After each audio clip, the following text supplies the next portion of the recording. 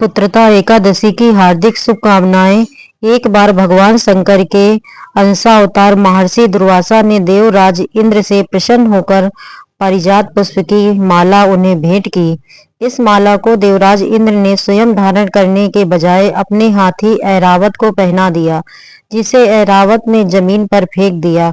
इंद्र के इस व्यवहार से दुर्वासा ऋषि नाराज हो गए। फिर उन्होंने देवताओं को श्राप दे दिया कि जाओ, तुम्हारा वैभव नष्ट हो जाए। उनके इस श्राप के प्रभाव से लक्ष्मी समुद्र में लुप्त हो गई, जिससे दुखी होकर इंद्र सहित सभी देवता इसका समाधान प्राप्त करने के लिए भगवान श्री विष्णु जी के पास गए। तब भगवान श्री विष्णु ने उन्हें सलाह दी कि क्षीर सागर में जाकर समुद्र मंथन करो, इससे अमृत की प्राप्ति होगी। इस अमृत से देवताओं की शक्ति वापस आ जाएगी और इस कार्य को संपन्न करने के लिए मंदराचल पर्वत को मथानी की तरह और वासु की नाक को रस्सी की तरह उपयोग सलाह भी दी। अब इस कार्य के लिए तैयारियां होने लगी और इस कार्य के लिए असुरों का भी सहयोग लिया गया। देवताओं ने असुरों को लालच दिया कि इससे प्राप्त अमृत से हम सभी का जीवन अमर हो जाएगा, जिससे लोभ में सहयोग दिया। समुद्र मंथन के क्रम में जब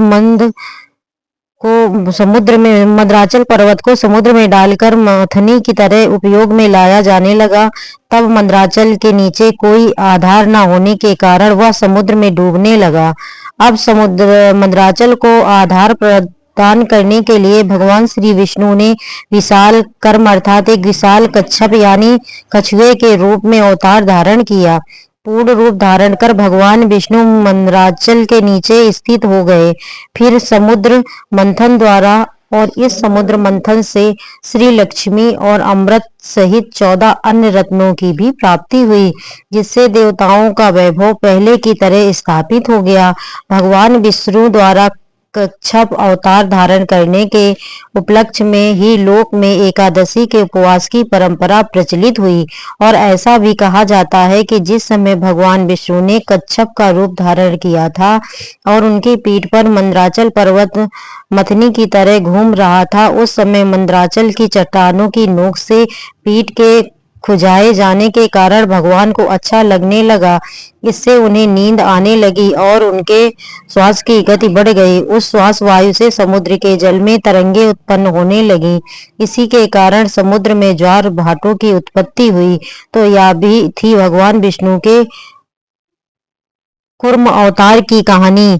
आइए श्रोतागणों, अब कथा की दिव्य यात्रा में अवतार सवार होकर चलते हैं हस्तिनापुर, उस भव्य महल की ओर जहां पर राजा सिंहासन पर धर्मराज युधिष्ठिर धर्म और सत्य के प्रतीक शांत मुद्रा में विराजमान है।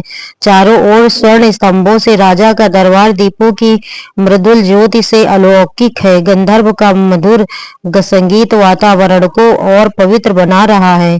इसी अलौकिक महल में भगवान श्री कृष्ण अपनी दिव्य आभा के साथ प्रकट होते हैं। उनकी कृपा से सजी यह सभा अब पूर्ण फलदायक कथा श्रवण के लिए तैयार है।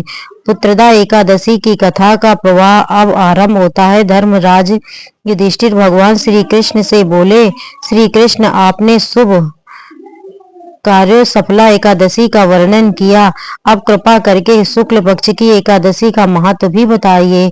उसका क्या नाम है, कौन सी विधि है और जिसमें किस देवता का पूजन किया जाता है। भगवान श्री कृष्ण ने इस प्रकार कहा, राजन, पौष के शुक्ल पक्ष की जो एकादशी उसे बताता हूँ, सुनो महाराज। संसार के हित की इच्छा से अब मैं इसका वर्णन करता हूँ। राजा, अन्य एकादशी व्रतों की विधि से ही यत्न पूर्वक इसका व्रत करना चाहिए। इसका नाम पुत्रदा है और यह सब पापों को हरने वाली उत्तम तिथि है, समस्त कामनाओं की सिद्धियों को प्रदान करने वाली है। भगवान नारायण इस तिथि के अधिदेवता हैं। चराचर प्राणियों सहित समस्त त्रिलोकी में इससे बढ़कर दूसरी कोई तिथि नहीं है। पूर्व समय की बात है, भद्रावतीपुरी में राजा सुकेतु नाम राज्य करते थे। उनकी रानी का नाम चंपा था। राजा को बहुत समय तक कोई वंशधर पुत्र नहीं प्राप्त हुआ, इसीलिए दोनों पति पत्नी सदा चिंता और शोक में डूबे रहते थे। राजा के पितर उनके दिए हुए जल को सुवास के गर्म करके पीते थे। राजा के बाद कोई ऐसा नहीं दिखाई देता जो हम लोगों को तर्पण करेगा, यह सोचकर पितर भी दुखी रहते थे। एक दिन राजा घोड़े पर सवार होकर घने वन को चले गए। पुरोहित आदि किसी को भी इस बात का कुछ पता ही नहीं था। मृग और पक्षियों से सेवित उस सघन वन में राजा भ्रमण करने लगे। मार्ग में कहीं सियार की बोली सुनाई पड़ी थी तो कहीं उल्लू की, जहाँ रीछ और मृग भी दिखाई दे रहे थे। इस तरह घूम घूम कर राजा वन की शोभा को देख रहे थे। इतने ही में दोपहर हो गई। राजा को भूख प्यास सताने लगी। अब वे जल की खोज में इधर उधर दौड़ने लगे।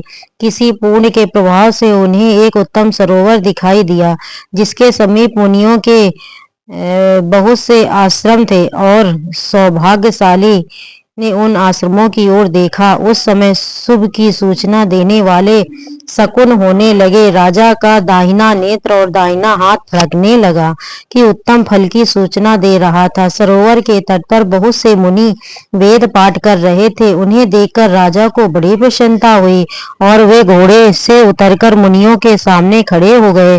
फिर अलग अलग उन सब की वंदना करने लगे। वे मुनि तप व्रत की का पालन करने वाले थे। तब मुनि बोले, राजन, हम लोग तुम पर प्रसन्न हैं। राजा बोले, आप लोग कौन हैं और आपके नाम क्या हैं और आप लोग किस लिए यहाँ एकत्रित हुए, यह सब सच सच बताइए। तब मुनि बोले, राजन, हम लोग विश्वदेव हैं, यह स्नान करने के लिए आए। माघ निकट आया है। आज से 5वें दिन माघ का स्नान आरंभ हो जाएगा और आज ही पुत्रदा नाम की एकादशी है, जो व्रत करने वाले मनुष्यों को पुत्र देती है। तब राजा ने हाथ जोड़कर कहा, विश्व देवगण, यदि आप लोग मुझ पर प्रसन्न हैं तो मुझे भी पुत्र दीजिए। तब मुनि बोले, राजन, आज के दिन ही पुत्रदा नाम की एकादशी है। इसका व्रत बहुत विख्यात है। तुम आज इस उत्तम व्रत का पालन करो। महाराज, भगवान केशव की कृपा से तुम्हें पुत्र अवश्य ही प्राप्त होगा। भगवान श्री कृष्ण कहते हैं, युधिष्ठिर, इस प्रकार उन मुनियों के कहने से राजा ने उत्तम पुत्रदा एकादशी व्रत का पालन किया। महर्षि के उपदेश के अनुसार विधि पूर्वक पुत्रदा एकादशी का अनुष्ठान किया। फिर द्वादशी को पारण करके मुनियों के चरणों में बारंबार मस्तक झुकाकर राजा अपने घर आए। इसके कुछ ही समय बाद रानी ने गर्भ धारण किया। प्रसव काल आने पर पूर्ण कर्म राजा को अत्यंत तेजस्वी पुत्र रत्न की प्राप्ति, जिसने अपने गुणों से अपने पिता को संतुष्ट कर दिया। वह प्रजा का पालक हुआ। भगवान श्री कृष्ण युधिष्ठिर महाराज से कहते हैं, इसलिए राजा, पुत्रदा का उत्तम व्रत अवश्य करना चाहिए। मैंने लोगों के हित की इच्छा से तुम्हारे सामने इसका वर्णन किया। जो मनुष्य एकाग्रचित होकर पुत्रदा का व्रत करते हैं, वे इस लोक में पुत्र पाकर मृत्यु के पश्चात स्वर्गगामी होते हैं।